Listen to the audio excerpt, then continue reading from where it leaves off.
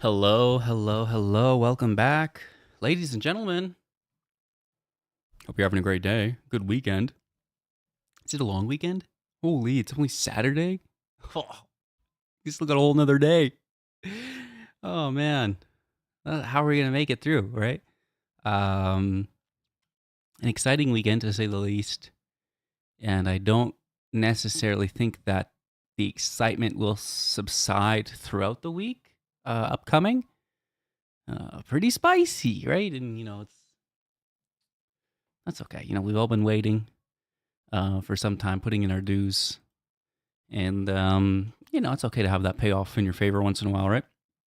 Hard work is so often underappreciated, but always finds a way of being rewarded in the end if you kind of stick to it. So, it's been a long downtrend here. A long downtrend from these bonds, right? Let's extend that over a little bit here. This was like a pretty decent dilution based move, right? Now the thing about this is like it's been priced in ahead of time, right? Um because the stock's not actually been diluted yet, right? There was of course like a cost to the shareholders for this because it did cost to distribute the warrant, etc. But um like we haven't actually converted any shares yet. It's like a very, very small number. So, is this all bond based arbitrage and not really dilution being priced in? Because we're no longer really looking at the entry model anymore. We're kind of looking at the layers of this quote unquote financial engineering put in place by Ryan. And, they have the potential to cascade, right? So just trying to map everything out. Well, how are you guys doing today? We're going to be watching those puts. Let's just pull it up so you guys are, you know, here alongside me. Let's go to December 2027. Yeah, we got the $211,000 puts. And I suspect that these puts are what's responsible for this gap down. And furthermore, the suppression that we've kind of been experiencing. And I don't think that this is dilution ahead of time, even though it is deservedly so to be forward looking, and that's what's happening here. But it's still going to happen again, is the thing, right? Like, so when it comes out that the warrants have been exercised, that's a increase of the float, right? And then the price per share is decreasing. In theory, anyways, right? In practice, about 95% of the time as well. But just because we gap down before as a quote unquote pre bake, or the arbitrage players with I think these puts, when we do get above 32 or whatever the strike, and maybe we have to get above 47, right? Because this is up to them. This isn't up to us, right? Unwinding this hedge is totally up to the prerogative of the individual, right? And we can force that, right? I think trading 20 over 30 days above 37 or something silly, which, I mean, we very well could do. So if they're not going to unwind this hedge, we can force that, right? We should maybe add that to our chart here.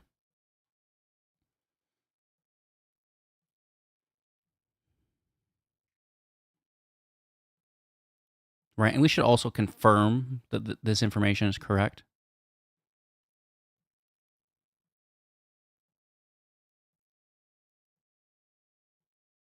Let's name that. Whoops. Oh my god.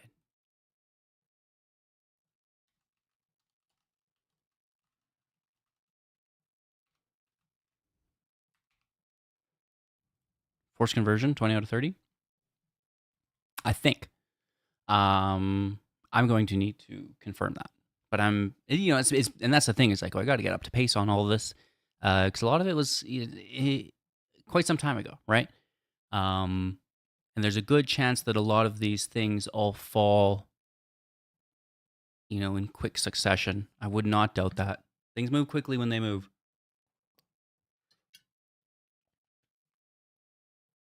I have forgotten about some parts. Whoops, now I've moved it. Let's lock that as well.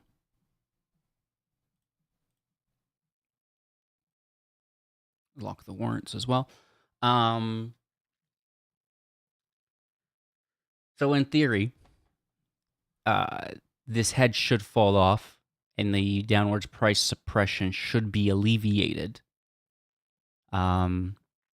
Now, of course, for the individual holding this, it's probably, it is a hedge, right? So it's not, they're fine. They're doing their thing because now the price is higher and they're buying GameStop at 32 and it's, we're at 37. So they're winning, right? They don't care.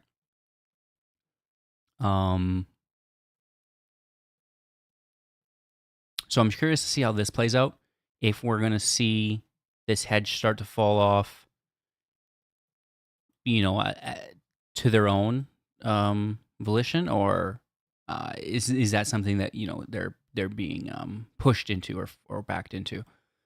Because I would imagine it would probably fall off as we kind of get to 32 organically, but if not, then we're going to be up here for a month and we'll just deal with it ourselves.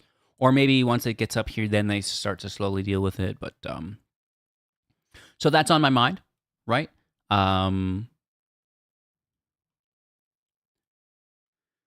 This gap has been resistance. It's like, when we broke down, massive resistance here, right? Resistance becomes support. So maybe we get above that 28, and that's kind of like the new. Could very well be.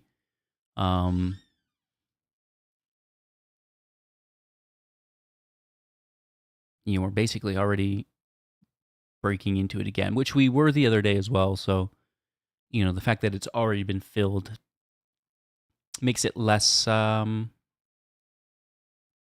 important, I guess. Putting less weight towards its relevance. However, I noticed this morning, right? This is classic downtrend breakout, right? We're kind of seeing that same thing here, right? We've got this 4-hour downtrend, which breaks out. 4-hour downtrend breaks out as we're clearing past key levels, right? This is key support. This is key resistance, right? This is key support. This is key resistance. So above this level, right?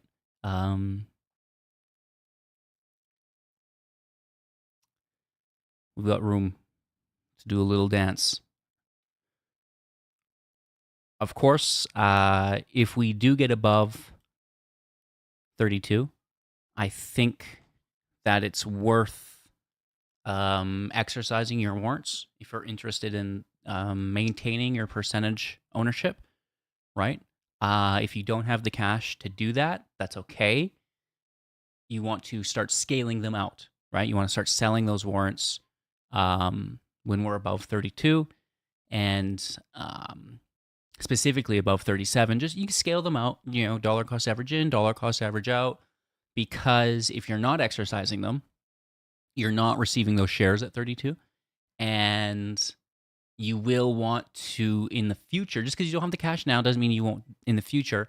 You're going to want to take that cash that you're getting from selling these warrants and then buy the next low, right?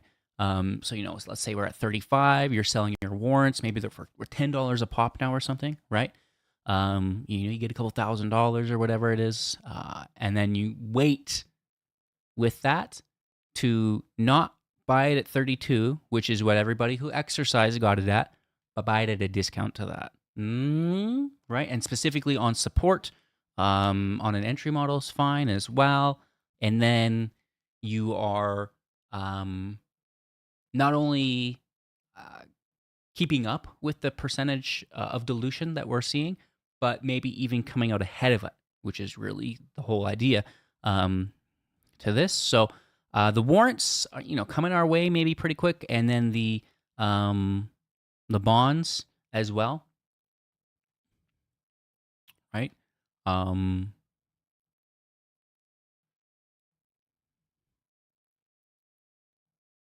Plus Q4 earnings coming our way. Plus we've got the, rumors of an acquisition on the horizon, which is pretty crazy, right? So things looking aggressive, very much so.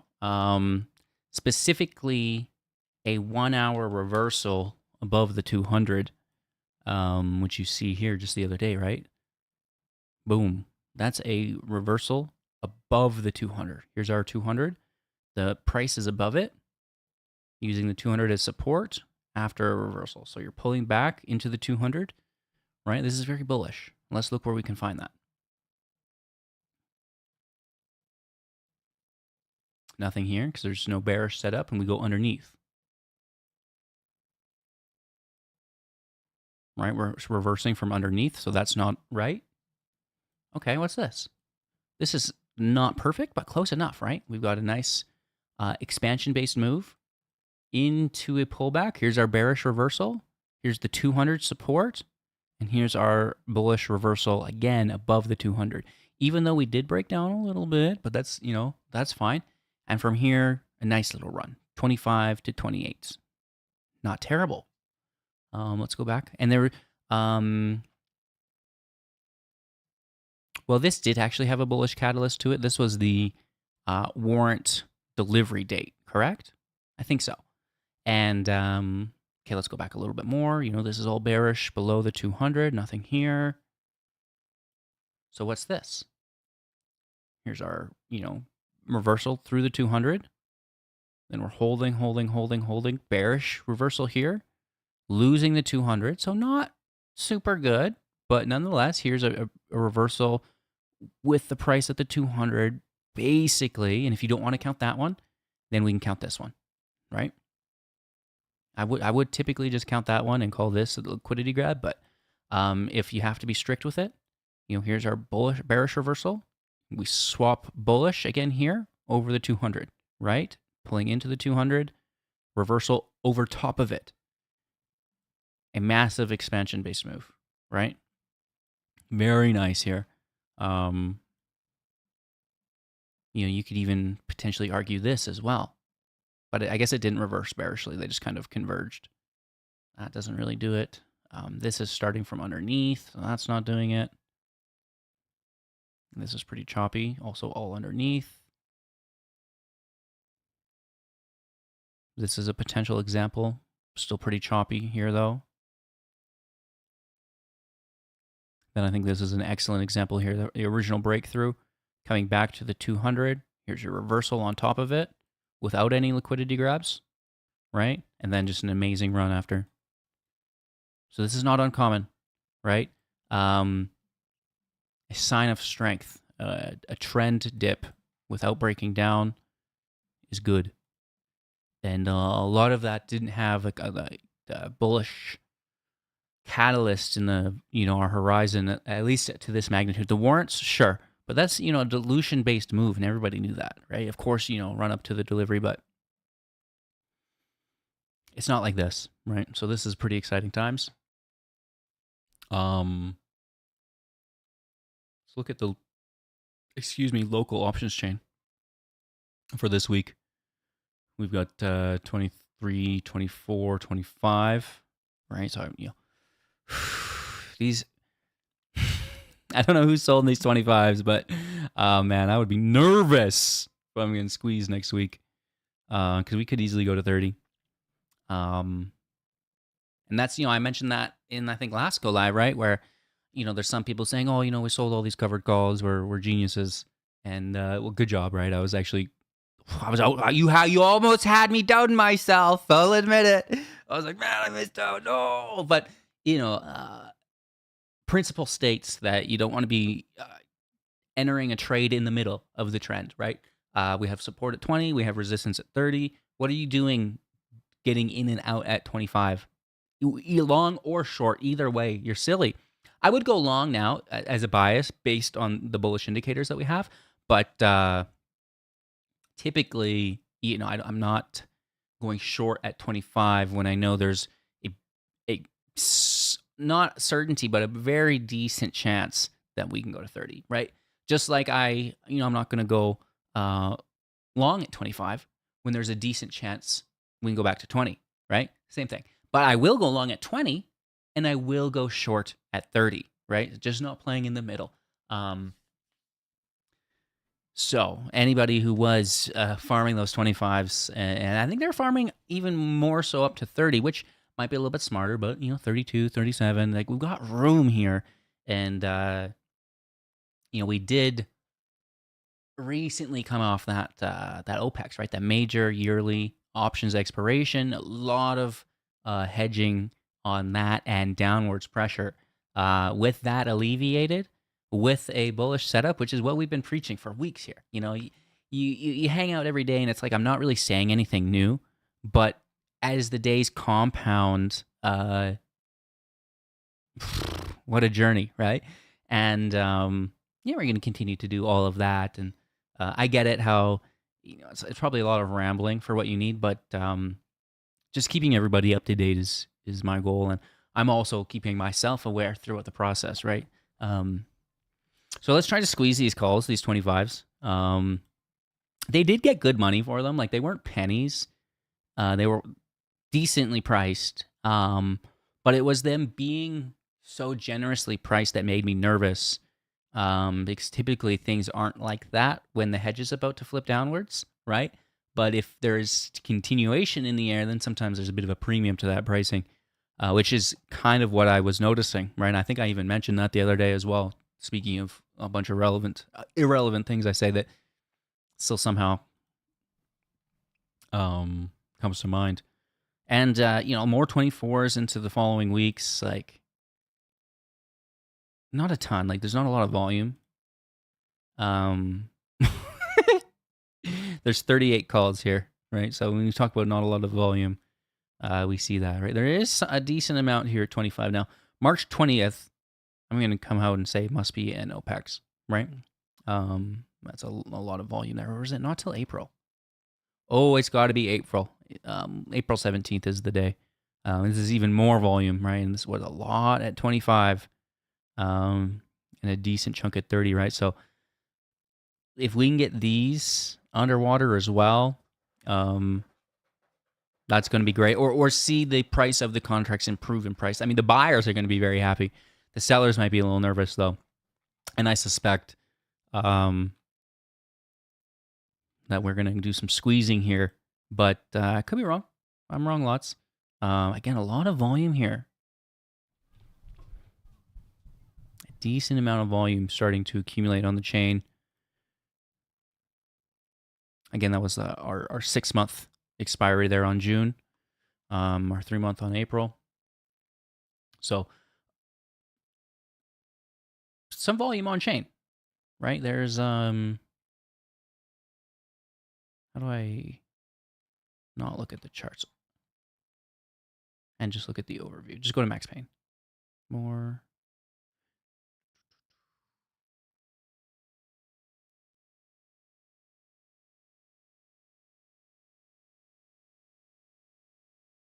C.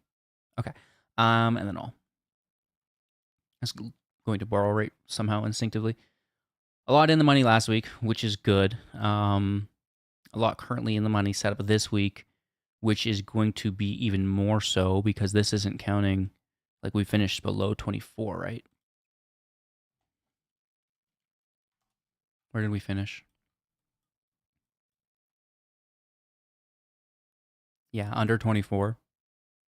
So all these 24s are now in the money, and the 24 fives, and maybe even the 25s. Let's see how Monday opens, right? And that could be the start of a nice little ramp. Now, with that being said, don't go shooting for 30s, trying to help build the ramp instead of placing all that money out of the money because it's going to be hedged as a downwards move. It's not great, but if you buy at the money, just out of the money, it'll help push things along. Yeah, I'm sure it has, but I think it's still low. Yeah, I mean it's not high. I mean, we're still trending below our 52-week average, and GameStop doesn't have a high 52-week average volatility. So if you're below that, you're not doing much. 52-week high, 120, and we're at only 50. So a lot of room to the upside, but we're well off our low, right? Specifically, if you want to take a look at the 252, well below our 52-week average. So I don't think yet. Now I'm curious to see the event horizon on this, or the scheduling, I guess, or the roadmap. Another interview on Monday. Obviously, it's not going to have anything there. And is it going to be announced at all, or is that just going to come out on GameStop's 10Q or their 13 whatever? You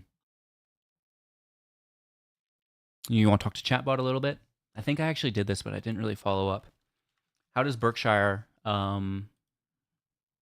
release the acquisition of a new company?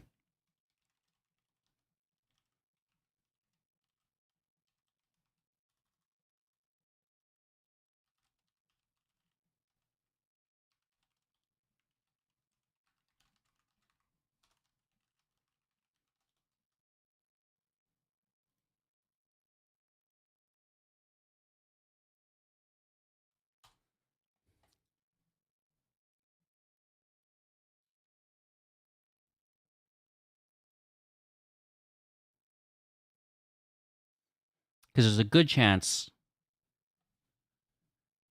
Okay, so maybe an acquisition needs to be announced, but maybe a stake.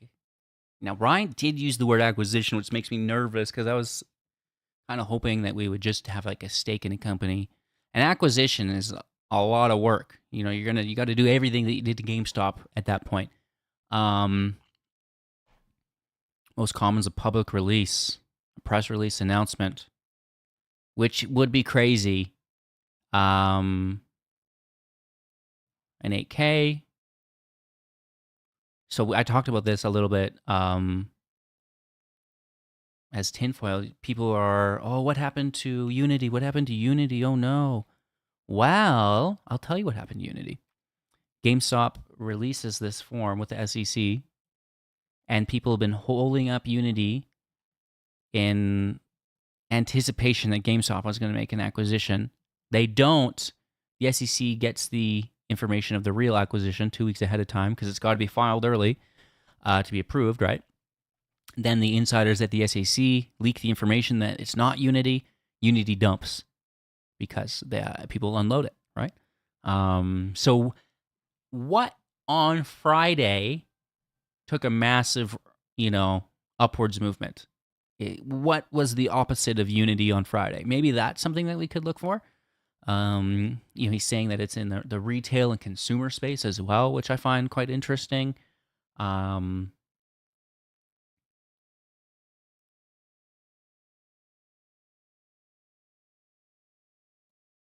Typically within 4 business days of closing.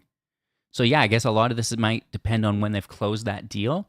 And them closing that deal very much could also be dependent upon the counterparty, right? That they're making the deal with. So it's not sell the news? I don't know. It was sell the news on the Burry announcement because it was intangible. Like there was no actionable things within that. Burry just talked shit about the company, but also said he was going along on it, right? Voicing his concerns so Ryan can remedy them. Basically, what he was doing, while simultaneously catcalling. But that's fine. I appreciate it. Oh, for Unity, no. No, I don't track Unity. Unity he's going to go to 0. Unity software, stop it. um, no, not for me. I see a lot of advertisements on Superstonk about which company it's going to be.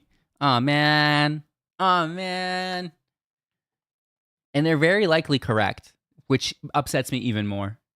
Um, Strategies underwater on their BTC, deservedly so. Man, I can't believe Ryan listened to Sailor. They even put him on Forbes. It's a cursed magazine. Everybody knows it. You don't just get on the cover of Forbes and continue to have a successful business. Forbes is like a sacrificial altar, right? Where you say, "Hey, we're sacrificing this to the world at large," and yeah, it was written on the wall at that point that Bitcoin wasn't going to have a good time. So, bit of a bummer that we even went down that road at all. But that's the villain, because Ryan was hanging out with the socialites, and Michael was culting Bitcoin, just like an addiction he can't stop. And like I do to GameStop, of course, we all everything. And Ryan fell for it. Freaking doofus, dude. What a bozo. What an absolute dum-dum. Could have bought gold instead. We'd be up 2x on our position, except we're down on it, right? And that's just, that's why you don't listen to people. Even wealthy people still have their own best interests. And their best interests probably has very little correlation with your own, So we got burned. Is Bitcoin going to come back? Sure. Can Ryan dollar cost average in to help save us? I would prefer he didn't. Honestly, he could, but maybe with 250 million only, right? Half of our principal amount. I wouldn't even want another 500 million at a low. Just ride it out with whatever you have. Say my bad. What a terrible event that was. And that's going to be used against us until positive, right? They're going to point to this investment and they're going to say that is a negative return, Ryan. You're not good at this. And then they're going to point to the brand new investment and say,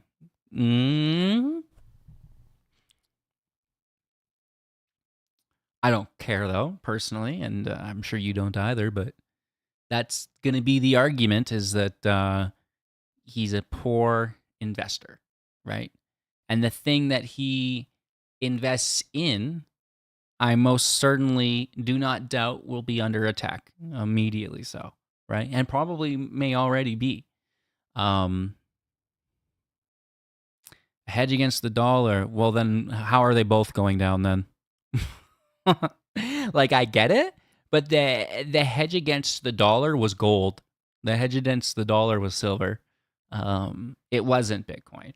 And that's really cute that people thought that the whole world would move to their low crypto. But classical knowledge was gold. And that, again, happened right in front of our faces. Everyone knew it, or they should have. Oh, that same thing that happened 10 other times in history is happening again. I wonder if it'll have the same, result. No, this time's different. We got cryptocurrency. Ah, yes.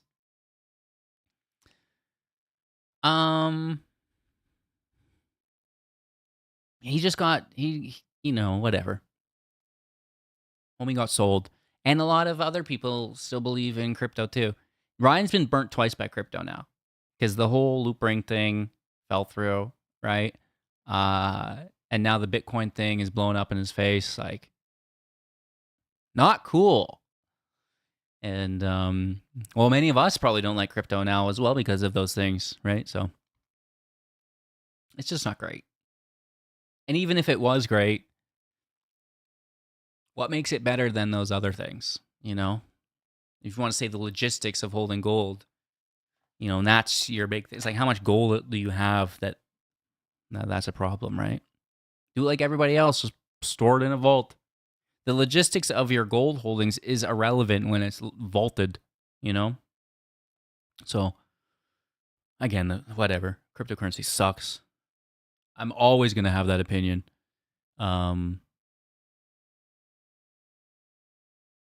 So hopefully, and I know we all say, "Oh, Ryan's got our handle," but there's chance for failure.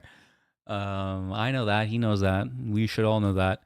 But I think he still knows what he's doing, right? And just like I know how to trade my specific, entry models, right? And my technical analysis. Everybody has their own niche strengths, right? And if Ryan's strength is just buying undervalued companies and turning them around, fine. It's still going to be good enough, right? It doesn't need to be a miracle, an absolute moonshot.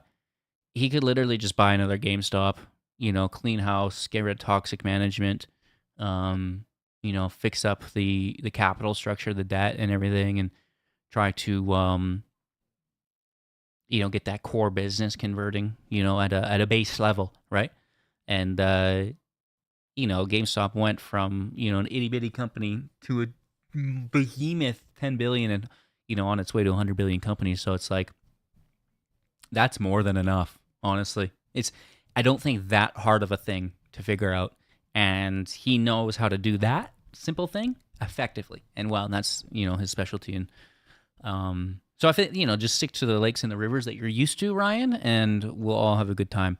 It's these kind of crazy moonshot ideas that can hold you up.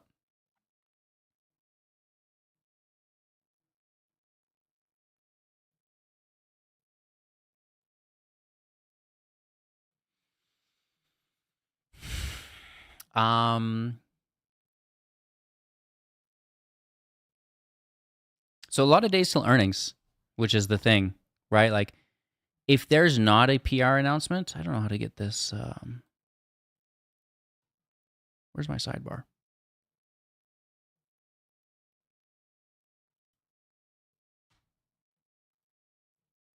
If there's not an announcement coming up like quickly, then I think it's not until earnings. And we got 59 days potentially, right? No, I don't think it's going to be on Monday because he's on the news. And I don't think it's going to be a TV announcement. He's just going to say what they're looking to do, like they always do, right? He just gets on and he says things that are painfully obvious to all of us, to the the broader community, right? And that's good. That's going to be good enough. Similar to the Burry post, saying basically everything we already know for the most part, some of us, anyways. And but having that come from an authoritative figure, someone who knows what they're saying is correct and not guessing and assuming with their biases, which is great. More people are going to listen to that, obviously, right?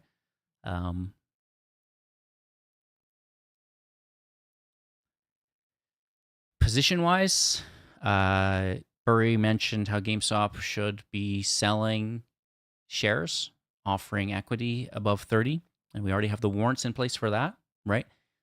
Furthermore, he says if we go higher, then sell more, offer more equity, right? So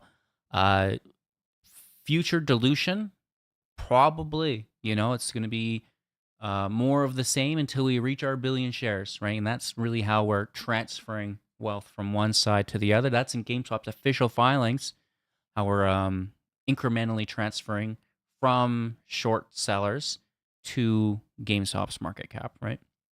Now you yourself can ride those waves, right? That's the thumping wave, right? That's the Dune meme there, if you will. We're going to get up above 30. You can scale out. We're going to go above 30, 50, maybe 70, 80. You can scale out, scale out, scale out, right? GameStop's going to be doing a big old offering or whatever they do to, generate some more capital for the company, raise that cash floor. And on this news, we're going to plummet down all the way back down to support, right? Because it's a lot of momentum to reset. It's a lot of momentum, like a ton. right? We've seen this move, and it's just we still haven't recovered from this, right? We were gonna squeeze, it was happening, and then we took advantage of it, right? And that same thing's gonna happen. We're gonna squeeze, it's happening, but GameStop knows better because this won't last. It's not gonna go forever, and the short side is gonna take advantage of it with or without you. They are gonna run it up, flip the hedge, take out more of a short position that's ever been taken out on GameStop in the whole history, and they're going to ride it down because they know that GameStop's going to take advantage of it. They themselves are probably very much in control of the order flow and when that hedge does decide to flip, one would assume. So this is going to take place with or without GameStop taking a chunk of cash for themselves, with or without you taking a chunk of cash for yourself. They're going to run it up. They're going to flip the hedge, take out massive downside positions. Ta-da! We're billionaires. And they're going to do it again. They're going to do it again. And that's typically seller boxing, right? As a whole. And just because we're fighting back and, doing our best doesn't mean that this isn't what they're doing. And you'll see stocks do that all the time, where they trend down, they trend down, they trend down, they trend down, they trend down, they squeeze, then they trend down even lower than they were before, because not all companies are taking advantage of this and fighting back, right? So we're in a very lucky position as retail investors, I believe, and I'm very much looking forward to taking advantage of this move. Now, you all do you. You all formulate your own plan. I'm not going to tell you what to do. For your comments, may share what I do, but that's its own thing. I'm probably gonna mess up very much. We all are. It's hard to be perfect, right? But I'm doing dollar cost average out, just like I dollar cost average in. The options I'll give more like clear guidance. I don't mind saying buy here, sell here. They're a little bit more volatile and they're short term, right? They're not, unless they're like super long options. They do need to be managed, so very much willing to give guidance on those on a case-by-case basis. But for your common shares, all I can say is follow Burry's guidance, right? We want to, try to start probably scaling out above 30 and buy back in at support when you do get there. Dilution moves take a while to play out, and they provide a very nice opportunity for you to not only maintain your percent ownership, but actually kind of grow it in comparison to what the company is diluting, which is nice, right? Because they're gonna offer 10% more shares, but the company's gonna go down by 30%, right? Something like this. So you can scale out, and then you're buying the dip, and you're gaining more than the 10% that GameStop sold, right? So you're coming out ahead, right? Any questions?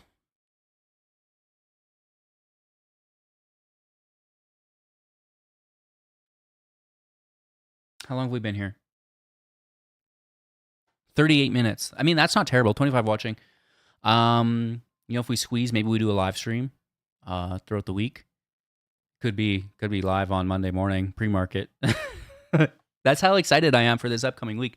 And you guys know me, right? You've been around long enough that this kid he hates everything. So it's very rare for me to come out and say that I'm looking forward to the price action next week. Always curious, yes, but kind of like I demonstrated here with this previous downtrend breakout, also breaching previous liquidity zones, the resistance and support locally on a larger time frame. So too are we. This is it. This is that exact play line. Here's our downtrend that we've broken out of, right? So we just need to kind of clear these support and resistance levels here, and that's going to open us up to 28 for sure. And where we go from there, I don't know, right? Do we hard reject at 28? Maybe, but we could also get above that strike price, at which point I do recommend people start to exercise them, or they start to scale them out to hold cash for the post dilution based move. Don't spend that cash immediately. Hold on to it. Wait for us to come back down to trend. It will happen at some point. and then you're getting a good entry on that that profit to hopefully gain more than 10% of your holdings, right?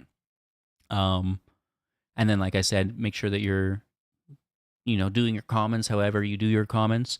I do think that we'll continue to dilute the float, which means an infinity hold is tough because you will be having your percentage ownership reduce each time. Of course, price improvement could outweigh that, but why not do your best to combat it and maybe even come out ahead, like I said, and then have the price improvement on top of that, right? Bitcoin sucks, crypto sucks. We're not doing any more of that, hopefully. And if we do average in, hopefully it's small. Even the catalyst could be enough, right? Like just the headline, honestly, to move the algorithms when we're at a point of stressed liquidity. The options chain is pretty loaded. I think we could squeeze some 25s. That's a lot of buying back if they want out of those positions. So there's a lot of reason to go up this week. And I think that, oh man, this after hours March is indicative of insider information or a volumetric anomaly incoming. And now we did have those volume alerts hit last week as well. Talked about the bonds a little bit to start with, how they're hedged on the options chain in these 2027s. Right? We got $200,000 $5 puts, which showed up on chain the same time as the bond, right? So we suspect that this is the arbitrage hedge. They may scale that out on their own, right, to kind of balance it. They may even increase it, right? You can watch that on those. However, if we get above 37 for 20 out of 30, I think there's a forced conversion on them. I'm going to double check on that, which is awesome, I guess, right? And let's see how all that plays out, because that would be not a dilutive-based move, I don't think. I'm going to double check on that as well. It's been so long. When the bonds convert, are those new shares added to the float? I think they are, or have they already been added? I'm going to have a little bit of an investigative move on my own here tomorrow.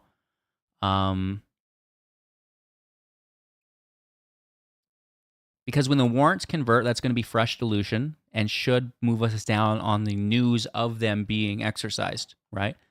I suspect the bonds act in a similar manner. It's been some time, so I do want to double check on that. And there's birds outside my window for the first time this winter. They are tweeting. I love it. Spring is here, ladies and gentlemen. Let's unthaw the stock. And volatility is still low, so a lot of room to the upside. Technically speaking, I want to make sure that the 4-hour PMO doesn't reject its reversal like it did last time. We have this hard rejection here where it wanted to swing back but couldn't. And then again here where it wanted to swing back and couldn't. So we want to really make sure that this does swing through and kind of breaks this this upper trend line, because there is room higher, right? We can definitely go higher than this current little channel that we're in, very much so.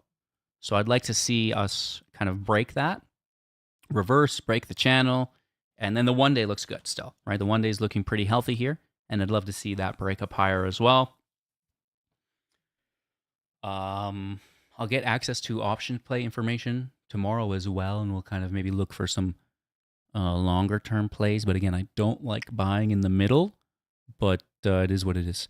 But the warrants people can convert, and that info would be disclosed during the next earnings. Yes, no, that's correct.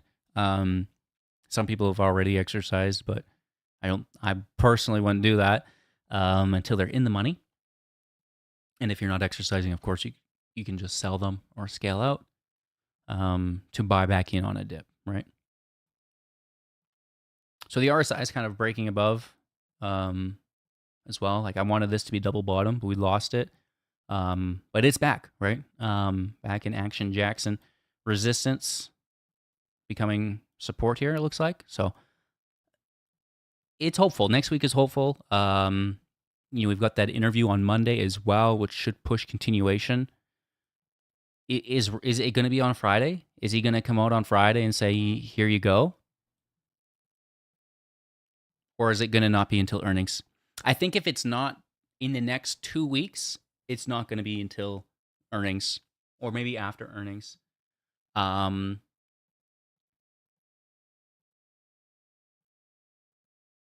very interested, sorry. And I would like to increase our derivative-based exposure, whether that's scaling in on warrants, whether it's maybe buying some longer-term options. I'll have those tomorrow in the Discord. If you're not in the Discord, it's free. Hello Good Game Linktree, get you in there.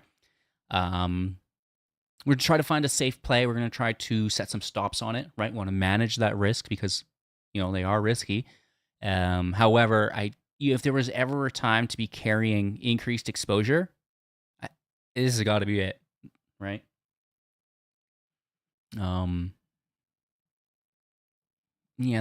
weekly chart's a little bit aggressive for me personally, but to each their own. That's almost too long term for me. No, it's not almost too long term. That's way too long term for me. A weekly or monthly chart is out of my scope and ability. It's not something that I can provide any insight on at all. I'm not that long term. And I think that it itself, because being so long term, can give a lot of false positives in a similar manner to the 1 minute chart, right? How, it whips back and forth a lot. So too can it show, bearish or bullish divergence, or strength, whatever, momentum, I guess. And it doesn't always have to act like the price action won't act according to that because it's measuring such a long time frame that it's not taking in the accounts of now. Almost like I don't know if that makes sense.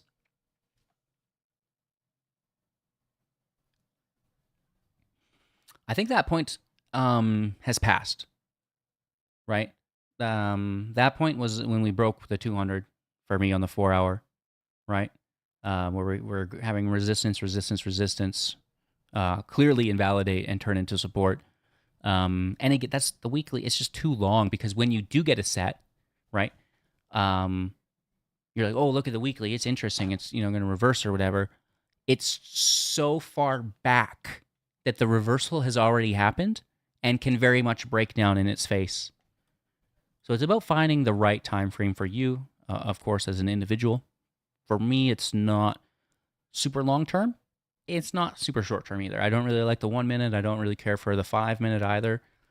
15 minutes, sure. 30 minutes, probably better. But the 1 hour, the 4 hour, those are really my specialty. And the 1 day, if you must. I'm not a big fan of it, but I really like the 1 hour and the 4 hour charts when I trade. And that's where I find signals that I'm able to act on, right? Because it's all about the entry model. It's all about setting that risk and managing that risk. And I have a really hard time doing that on those super long time frames like that. It's just not viable for my trading style. So I can't.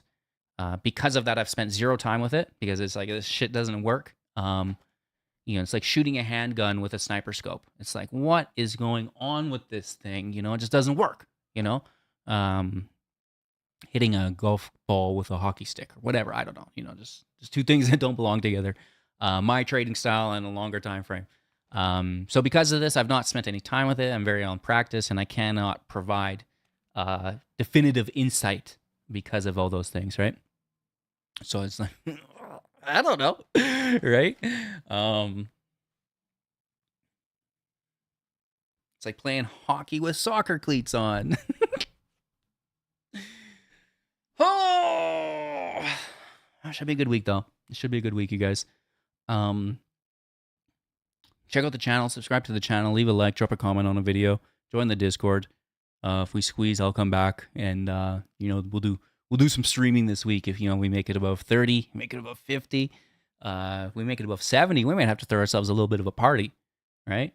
And if we do get lucky, we do hit it out of the park, and you start to scale out. Don't scale in too early. That's a big mistake of mine. Last time I sold GameStop shares in bulk, 77. I nailed it we're running to 80. I think one of my last sells was 77. I started to buy those back. I think I started selling at 45 or something. I started to buy those shares back at 38 and 35. Yeah. I was like, oh, wow, I'm doubling my holdings. This is so cool. I sold it like $80. I'm buying it 40. Woohoo! Hold the cash. Hold the cash and scale in slowly with those buys, right? Do you see unmitigated boning? No, I don't even know. GameStop on Monday. The after hours price movement says yes. I think it will be mitigated. There's always going to be a hedge flip at some point. I'd be curious to know what Gamma Max is, and then typically you see a hedge flip.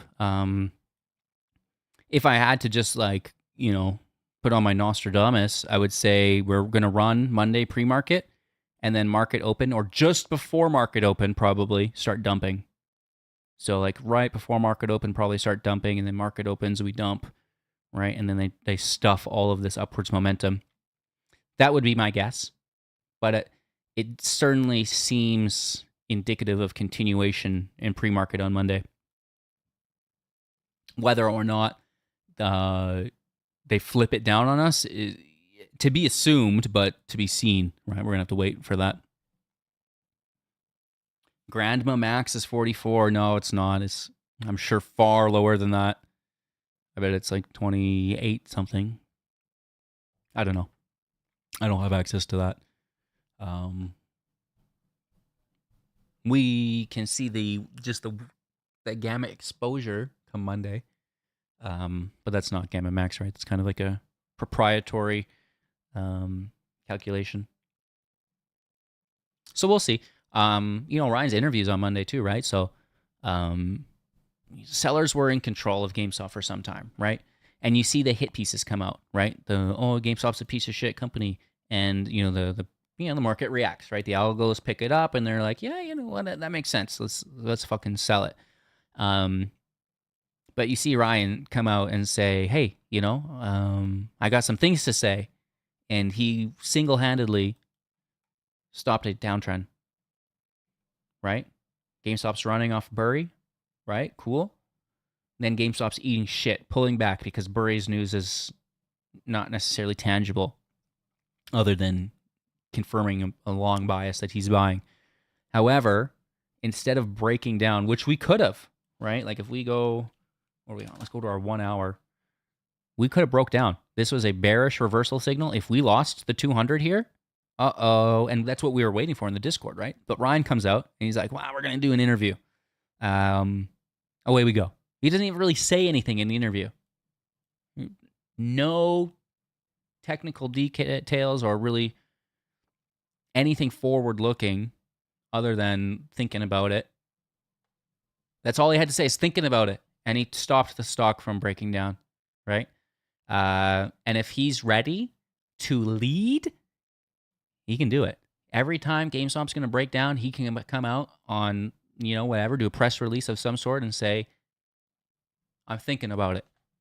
That's all he's got to say. I'm thinking about something, And we're in good hands is the thing, right? We're in decent hands, morally speaking. Someone who's not looking to burn the shareholder, because obviously their eggs are in the same basket of ours, right? Morality aside, even just, self-interest dictates that, we're good.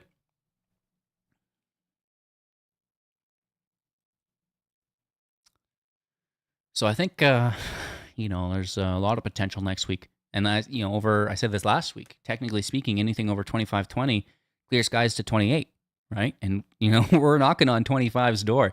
That coupled with all of the 25s that were opened last week.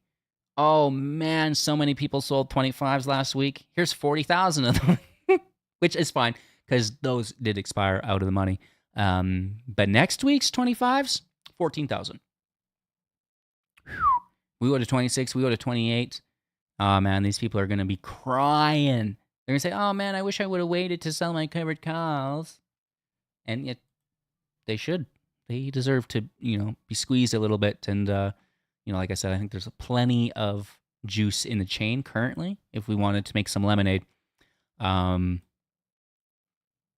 So technically speaking, we're set up on multiple levels, right? We've got like a bullish catalyst, corporate speaking, like a corporate-based catalyst, which is great. The idea of an acquisition upcoming, and I'm fairly certain that it's like, probably right around the corner. We have Burry kind of as a sub-layer to that, fulfilling the social media aspect of it, which is great, the community role. So you've got corporate, you've got community, you've got your technical entry model. This is a bullish entry model if I've ever seen it. And we've been narrating this for some time for everybody, and it's holding for continuation. So that's great. The timing's perfect because we just released all of that downwards pressure from OPEX. And we have in place already the mechanisms to capitalize off of this event, the warrants, the bonds. Woof. And there's a lot of things looking pretty decent here. I'm excited. I'm glad I got you guys loaded in. We scaled out appropriately. I wish we didn't scale out at all, but you get burned by GameStop so many times. Like we did it here too, right? And it's no one really knows which time it's going to be that you do get a squeeze move, and you just hope to have some exposure to it, right? Luckily for us, Ryan hooked us all up with the warrants, which can be sold pre and post market. That's a big deal too, because lots of the times GameStop does make those, those really highs and those really lows in pre and post market, right? We've seen that so many times, and that's where they're flipping the hedge because it absolutely cooks the options chain.